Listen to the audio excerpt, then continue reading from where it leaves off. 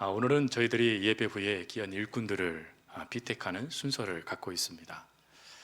비택되어져서 하나님 앞에 헌신되어지는 이들을 우리들이 축복해주고 또 그들을 격려해주며 함께 지지자가 되어져서 하나님의 귀한 나라를 이루어갈 수 있도록 일꾼을 저희들은 선출하게 되어집니다. 그런데 여기서 우리가 꼭 기억할 것이 하나가 있죠.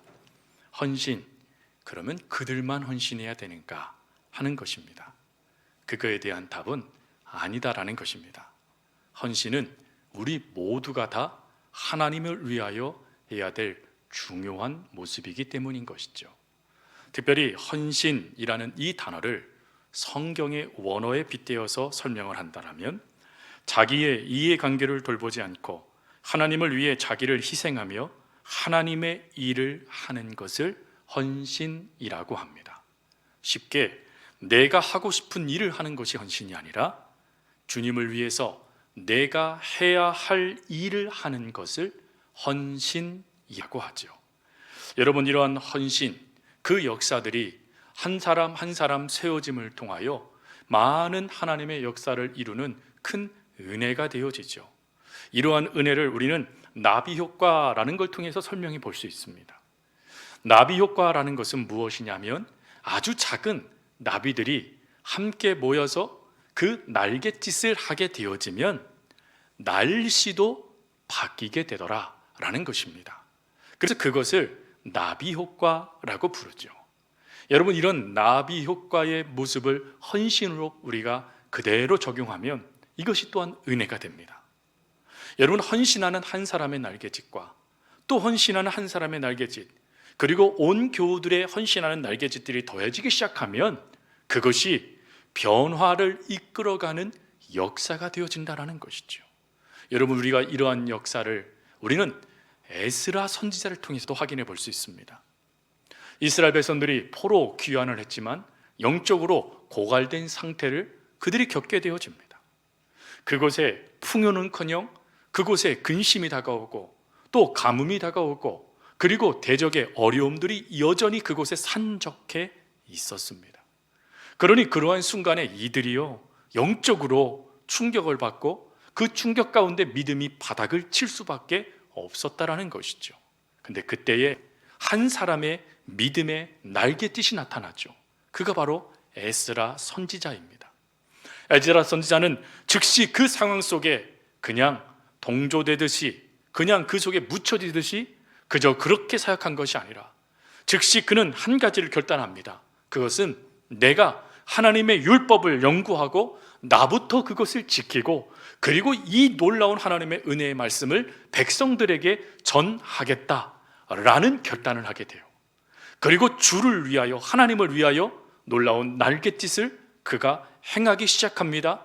그리고 그 날갯짓에 이스라엘 백성들이 함께하여져서 온 민족이 부흥하게 되어지는, 영적으로 다시 살아나게 되어지는 놀라운 복을 경험하게 되어지죠. 여러분, 이러한 날갯짓, 이러한 헌신의 날갯짓, 우리 교회에도 반드시 있어야 될 날갯짓이라는 것을 믿습니다. 우리 한 사람 한 사람이 모두가 다 헌신자가 되어져 주를 위하여 해야 할 일이 무엇인가를 찾아내면서 함께 믿음으로 그 걸음을 걸어갈 수 있는 복된 서호교가 될 수 있기를 주님의 이름으로 부탁드립니다.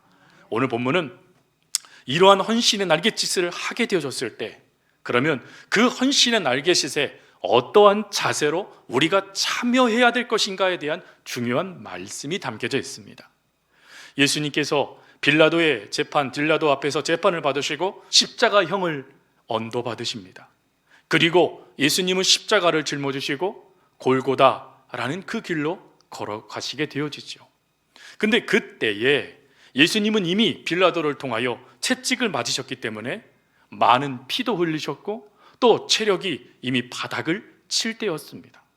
그럼에도 불구하고 십자가형을 받게 되어지면 그 당시 로마 군인들은 두 가지를 행했다라고 하죠. 첫 번째로는 로마 군인이 직접 죄패를 들고 맨 앞에 선답니다. 그리고 난 다음에 두 번째, 로마 백부장의 인솔하에 100명의 군인들이 지켜보는 상황 가운데 이 십자가형을 당하고 있는 죄인을 끌고 도시의 모든 길을 지나갔다라고 합니다. 왜 그렇게 했을까요? 너희들도 잘못하면 이와 같이 죽게 될 것이다 라는 경고를 삼기 위하여 길마다 지나다니고 소리를 높였다라고 합니다. 그러니 예수님이 십자가형을 언도받은 후에 단지 골고다로 바로 올라가신 것이 아니다라는 것을 알게 되죠. 로마 군인들은 예수님을 끌고 도시의 길들로 움직이기 시작합니다. 그러나 이미 피도 많이 흘리셨고 이미 매를 맞으심을 통해서 이미 모든 그 기력이 쇠해지셨던 주님은 그만 쓰러지시고 마시죠. 근데 그때에 헌신의 놀라운 모습이 나옵니다. 바로 헌신의 놀라운 자세죠. 그것은 헌신하는 세 가지의 놀라운 자세 가운데 첫 번째는 억지로라도 헌신할 수 있어야 된다라는 거예요. 그 억지로라도 헌신하는 모습이 바로 예수님의 이 십자가를 짊어지시고 가시는 그 길 가운데 나타난 한 사람을 통해서 우리는 깨닫게 됩니다. 그는 바로 구레네 사람 시몬입니다. 구레네라는 이 지역은 오늘날로 따지면 북아프리카의 리비아입니다. 북아프리카의 리비아, 이곳은 유대인들이 정착하여 유대의 전통을 지키며 율법을 지켰던 사람들이 모여 있는 곳입니다. 이 리비아라는 이곳에서 솔로몬 시대 때 한 여왕이 방문하게 되어지는데 그 여왕의 고향이 또한 이 리비아입니다. 그래서 그곳에 유대의 종교가 뿌리를 깊숙이 내리고 있었습니다. 그곳에서 유대교를 믿고 있었던 한 사람이 유월절을 맞이해서 성지순례를 예루살렘으로 오게 된 것입니다. 근데 예루살렘에 와서 한 사람이 십자가를 지고 가고 있는 것을 구경하다가 그 사람이 쓰러지게 되니까 백부장이 그의 십자가를 억지로 이 구레네 사람에게 짊어지게 만들어 버리죠. 그럼 이게 복입니까? 저주입니까? 이 당시의 사람들은 십자가는 저주의 상징으로 여겼습니다. 그러니 자기가 구경하다가 저주를 받는 것처럼 자기에게 어려움이 다가온 버린 것인 거예요. 그런데 실제적으로 이것은 그에게 저주가 되지 않고 복이 되어집니다. 후에요, 사도행전 13장 말씀에 가보면 안디옥 교회에 놀라운 믿음의 사람들이 세워지게 되는데 그때 세워지는 사람들이 이렇게 말합니다. 안디옥 교회에 선지자들과 교사들 가운데 니게르라 하는 시몬이 있었다라고 이야기를 해요. 니게르라는 이 단어는 헬라어로 흑인이라는 뜻이죠. 흑인이었던 시몬이 있었답니다. 그 시몬이 바로 구레네 사람 시몬이죠. 그가 예수님의 십자가를 억지로 짊어지고 골고다 언덕으로 올라감을 통해 그는 다른 사람이 볼 수 없었던 놀라운 광경을 직접 경험하게 됩니다. 백부장이 예수님이 십자가 향해서 달려 돌아가시는 그 모습을 보면서 이분이 진정 하나님의 아들이시구나 라고 고백했듯이 그도 예수님께서 십자가를 지시고 그리고 운명하시는 그 모습과 또 예수님의 말씀들을 직접 그 지근거리에서 봄을 통하여 그에게 분명한 확신이 생겨집니다. 아, 이분이 바로 메시아이구나, 이분이 바로 하나님의 아들이시구나. 그걸 깨닫고 그는 믿기 시작하고 그 믿음을 통하여 멈춰진 것이 아니라 후에 그 믿음이 자라나서 안디옥 교회를 이끌어가는 영적인 리더, 교사로 세워지는 은혜가 주어졌다라는 것입니다. 거기서 끝나지 않지요. 로마서 16장 13절 말씀에 가보면 사도 바울이 주 안에서 문하래라 라고 하며 자신의 동역자들을 이 13장에서 언급을 하기 시작합니다. 근데 그때에 뭐라고 얘기하냐면 주 안에서 택함을 입은 그 말들 하죠. 얻은 루포와 그의 어머니에게 문안해라 라고 말을 해요. 루포, 누구의 아들입니까? 이 루포가 바로 구레네 사람 시몬의 아들입니다. 시몬의 아들도 사역자였고 시몬의 부인도 하나님의 귀한 사역자가 되어졌다는 거예요. 억지로 짊어진 겁니다. 내가 그것을 자발적으로 짊어지고 싶지 않았습니다. 그런데 억지로 백부장이 짊어지게 만들었던 그 십자가의 짊어짐이 오히려 그의 인생이 그저 그렇게 살다가 잊혀져 버릴 인생이 아니라 하나님을 위하여 쓰임받는 복된 인생, 그의 가정도 하나님께서 세워주시는 은혜를 경험하는 인생이 되어지더라라는 것입니다. 성도 여러분, 여기서 우리가 깨달아야 될, 도전받아야 될 중요한 믿음이 발견되죠. 여러분, 우리들도 어떤 이는 자발적으로 하나님의 일들을 감당하는 이가 있습니다. 그러나 어떤 이들은 억지로 임명받아서 그 일들을 감당하는 이들도 있어요. 그러나 억지로라도 주의 일을 행하고 계신다라면, 억지로라도 주를 위해 해야 할 일을 여러분들이 하고 계신다라면, 하나님이 시몬을 통하여 그도 그의 가정도 하나님의 놀라운 헌신자로 세워주셨듯이 저와 여러분들에게도 믿음을 주시고 또 신앙의 성숙을 일으켜주시며 하나님의 말씀을 깨달을 수 있는 역사를 주셔서 하나님의 귀한 일들을 감당할 수 있는 일꾼으로 세워주신다라는 것입니다. 그러니 성도 여러분, 억지로라도 십자가, 억지로라도 헌신해야 되겠습니까? 안 해야 되겠습니까? 해야 되죠. 억지로라도 짊어지셔야 돼요. 그것이 은혜가 됩니다. 오늘 그 은혜를 첫 번째의 헌신의 자세로 여러분들이 기억하셨으면 좋겠어요. 그리고 두 번째 자세는 약할지라도 헌신하자라는 거예요. 사실 오늘 짧은 이 구절뿐만 아니라 누가복음 전체 오늘 본문의 말씀을 보면 여기에 참 다양한 인물들이 나오기 시작합니다. 근데 그 다양한 인물 가운데 가장 연약한 인물들을 누가는 주목해요. 그 인물들이 바로 여자들이었습니다. 여러분, 누가복음이 기록될 그 당시 여자들은 사람의 수에도 들지 못했습니다. 사람들에게 멸시를 당했습니다. 물론 그 당시에 많은 이들이 유대 사회가 모계 사회라고 했지만 그래도 모계 사회였던 그 유대 사회에 여자로 태어난다는 것은 비참한 일이었습니다. 근데 그들이요, 하나님을 위해서 할 수 있는 게 무엇밖에 없었냐면 주님이 사역하는 공생의 기간 동안 자신이 할 수 있는 것으로 주님을 섬기는 것과 주님을 위하여 그 모든 삶을 헌신하는 것밖에 그들이 할 수 있는 게 없었어요. 재판장에서 그들이 부당합니다 라고 소리를 친들 사람들이 귀 기울여 들었겠습니까? 빌라도 앞에서 아닙니다, 예수님이 우리의 구세주입니다 말한들 사람들이 그 말을 들었겠습니까? 로마 병사들과 그들이 싸울 힘이라도 있겠습니까? 수많은 군중들이 구경거리가 되어진 예수님을 바라보고 있습니다. 근데 여러분, 그들에게 아니요, 이분이 메시아요 라고 말한들 그들이 그것을 듣겠습니까? 어느 누구도 그들을 듣지 않아요. 그런데 그 연약한 여인들이요, 주님의 마지막 그 길을 함께 걷습니다. 그것뿐인가요? 장사를 지나게 됐을 때 예수님을 장사지내는 그 자리에도 이 여인들이 있었고, 십자가를 달려 돌아가시는 그 자리에서도 울면서 주님의 그 아픔을 함께 나누었던 인물들이 여인들이었고, 예수님의 부활의 그 기쁨을 가장 먼저 봄을 통해서 예수님이 부활하셨습니다라고 많은 사람들에게 제일 먼저 선언했던 이들이 여인들이었어요.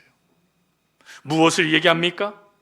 연약하지만 이 여인들은 자신이 주님을 위해서 무엇을 해야 할 것인가를 늘 생각했다라는 거예요. 그리고 그 생각했던 그것이 헌신의 모습으로 나타났던 것입니다. 사실 성도 여러분, 우리들도 이 여인들과 별반 다르지 않잖아요. 우리들이 얼마나 약합니까? 심지어요, 우리는 작심 3일커녕 작심 1시간도 제대로 못 지키는 그런 연약한 존재들이에요. 또 우리의 몸은 얼마나 연약한지 쉽게 부서지기도 하고 쉽게 병들기도 해요. 또 여러분, 우리의 마음을 하나님은 강하게 하라고 말씀하셨는데 강하게 하긴커녕 유리 조각처럼 쉽게 파스러져 버리는 게 우리의 마음이기도 합니다. 그런 이런 연약한 모습 때문에 우리들이 하나님, 이 모습으로 하나님 제대로 섬길 수 없어요. 하나님, 저 하나님 아직은 아닌 것 같아요 라고 말하기도 하는 것이 저희들의 모습이지 않아요. 그런데 여러분, 그런 연약한 모습일지라도 하나님은 어찌하실까요? 이 세상은 강한 자의 힘을 통하여 이 세상의 모든 것들이 이루어집니다. 연약한 자는 끊임없이 도태되는 것이 이 세상의 모습이에요. 그럼 우리 주님도 그렇게 행하시는 분이십니까? 아닙니다. 사도 바울은 고린도전서 1장 27절에 이렇게 말을 합니다. 세상의 약한 것들을 택하사 강한 것들을 부끄럽게 하려 함이라. 하나님은 연약한 자들을 선택하신다는 거예요. 그 연약한 자들을 붙잡으셔서 하나님이 오히려 강하다라고 말하는 이들을 부끄럽게 만드시는 분이 우리의 아버지 하나님이시라는 것입니다. 그러니 여러분, 내가 비록 약하다 할지라도 나를 하나님이 붙잡으셔서 사용하시면 우리는 강해지는 거예요. 우리는 주님의 그 일들을 감당할 힘이 없어요. 연약해요. 맞아요. 그게 우리예요. 그래도 내가 주를 위해서 무엇을 해야 될 것인가 고민하며 그 걸음을 선택하게 되어지면 하나님이요, 그 약함을 통해 하나님의 강함을 드러내신다라는 겁니다. 우리는 그 예를요, 전라남도 신안군에 있는 귀한 여사도라고 불리는 문중경 전도사님을 통해 확인해 볼 수 있어요. 이분이 예수님을 믿는다는 이유만으로 결혼하자마자 소박을 당해요. 쫓겨났어요. 여러분, 완전히 비참한 인생이 된 겁니다. 그런데 이 비참함을, 이 연약함을 그가 그대로 방치하잖아요. 그 인생을 에이 될 대로 되라 굴리지 않습니다. 오히려 그는 그 연약함 속에 하나님의 뜻이 있다는 걸 깨달아 그 낙도, 사람들이 관심도 갖지 않는 그 신안에 있는 섬들을 찾아가기 시작합니다. 그리고 그곳에서 수많은 아이들을 불러 모아놓고 성경을 가르치기 시작하고 최선을 다하여 하나님의 말씀을 그들에게 먹여주기 시작합니다. 영적인 어머니가 된 거예요. 그 결과요, 이 전도사님을 통하여 목사님 30명이 세워지게 돼요. 그 중에 여러분들 기억하실 거예요. CCC를 이끌었던 우리 대한민국의 첫 번째 대표였던 고 김준곤 목사님, 그분이 바로 이 문중경 전도사님의 사랑을 받고 말씀을 받고 자라난 목사님이세요. 더군다나 이 전도사님은 교회를요, 한 개도 세우기도 힘든데 12교의 교회를 세웠던 위대한 여성이 되어집니다. 성도 여러분, 그는 연약한 자가 맞아요. 그는 부족해요. 사람들의 기준에 보면 기준 미달이에요. 근데 그럼에도 불구하고 그가 어떻게 이렇게 할 수 있었습니까? 그의 일대기를 읽어보니까 그런 고백을 자주 했답니다. 내가 주를 위해서 무엇을 해야 할 것인가? 아까 제가 주를 위해서 무엇을 해야 하는 것을 뭐라고 말씀드렸죠? 헌신이라고 말씀드렸어요.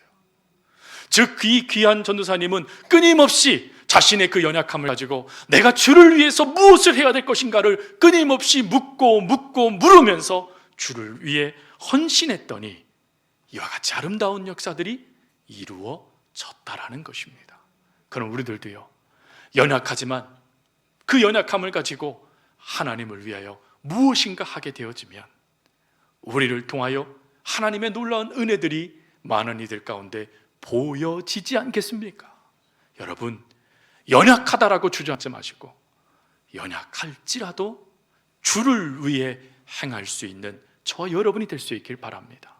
그리고 마지막 한 가지요, 믿음이 연약할지라도 헌신하십시오.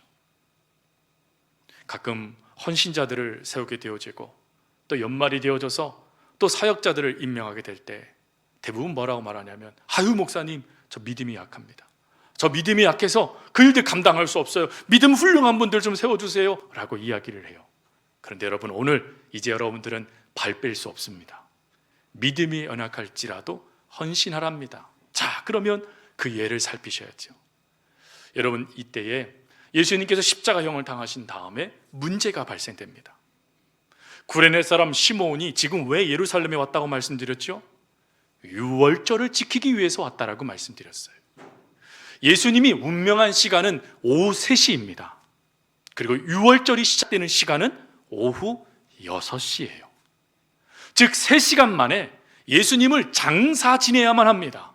만약에 3시간 만에 예수님을 장사 지내지 못하게 되어지면 예수님이요, 그 당시에 많은 사람들, 객사하는 사람들, 문제 있는 사람들 버려져서 매장도 당하지 않는 그곳에 예수님 시체가 버려지게 되어지는 거예요. 근데 그때의 제자들이 여러분 다 갈릴리 출신들이에요. 갈릴리 출신들이었으니 그 제자들이 깨닫고 그래도 내가 스승을 장사 지내야지 한들 3시간 만에 무덤을 만들어낼 수 있겠습니까? 돈이 있었겠습니까? 믿음도 없는데요. 불가능한 거예요. 그런데 그때에 한 인물이 등장합니다. 요한복음 말씀에 가보면 요한복음 19장 38절에 그 사람을 사내들인 공의회의 공회원이었다라고 말합니다. 그 누굴까요? 아리마대 사람 요셉이죠. 아리마대는 사무엘 선지자의 고향입니다. 그곳에서 자랐던 요셉이라는 이 사람이 사내들인 공의회라는 거예요. 즉 이스라엘을 이끌어가는 지도자, 영적인 리더였다라는 것입니다. 그 영적인 리더들이었기에 그 당시 분위기 누구보다 더 많이 알고 있어요. 이 당시에 유대인들은 한 가지를 사도 사내들인 공의회가 결의한 걸 지켰습니다. 그것은 예수의 도를 따르는 자들은 출교시키고 죽여라 라는 명령이 떨어져 있었습니다. 여러분, 이러한 명령이 떨어졌을 때 그가 믿음이 있었다고 하지만 내가 예수 믿는 사람이야, 나 예수를 위해 죽겠어 라고 말하지 않았다라는 거예요. 쉬운 말로 믿음이 아주 연약했다라는 거예요. 믿음이 아주 연약했지만 마태복음 27장 말씀에 가보니까 그는 예수님을 사랑하였다라고 되어져 있어요. 믿음은 연약합니다. 다른 사람에게 드러낼 수도 없습니다. 자칫 드러나면 내가 갖고 있는 이 모든 것들을 한순간에 빼앗기게 되어져요. 그래서 숨겼습니다. 그래서 말하지 않았습니다. 그런데 그가 주를 위해 해야 할 일이 있다는 것을 깨닫게 돼요. 그것은 예수님을 장사 지내는 일이었습니다. 그는 당당히 니고데모와 함께 빌라도 총독에게 찾아갑니다. 우리에게 저 예수의 시체를 주십시오. 이 얘기는 무슨 말입니까? 내가 예수를 믿고 있는 사람입니다라는 것을 지금 드러내고 있는 것입니다. 믿음이 연약한 자였는데 예수님을 위해서 무엇인가 해야 될 거라는 것을 깨닫게 되어지니 그 부족한 믿음을 가지고서 그가 하나님 예수님의 일을 행하는 사역자가 되더라라는 거예요. 성도 여러분, 믿음이 연약해도 우리들도 이렇게 빌라도처럼 그 연약한 믿음을 가지고 내가 주를 위해서 무엇을 해야 될 것인가 고민하며 결단할 수 있다는 거예요. 여러분, 믿음이 없다라고 숨지 마십시오. 믿음이 없다라고 뒤처지지 마십시오. 이런 믿음 없는 그 순간에 하나님, 나의 믿음 없는 것을 불쌍히 여겨주세요. 저도 이 연약한 믿음을 가지고 주를 위해 무엇을 해야 될지 저에게 알려주세요. 제가 그 일을 하고 싶어요 라고 하며 주를 위해 해야 될 일들을 우리는 결단하며 그 일들을 행할 수 있어야 된다라는 것입니다. 성도 여러분, 나비의 날갯짓 아무것도 아니에요. 성도 한 사람 한 사람의 그 날갯짓이 아무것도 아닐 수 있어요.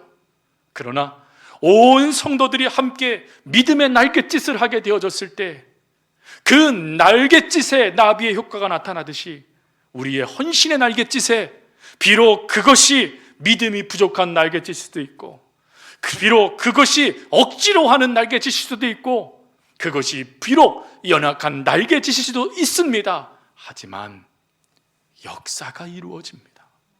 그러니 우리 모두가 다 이 날갯짓을 함께 행하면 어떠시겠습니까?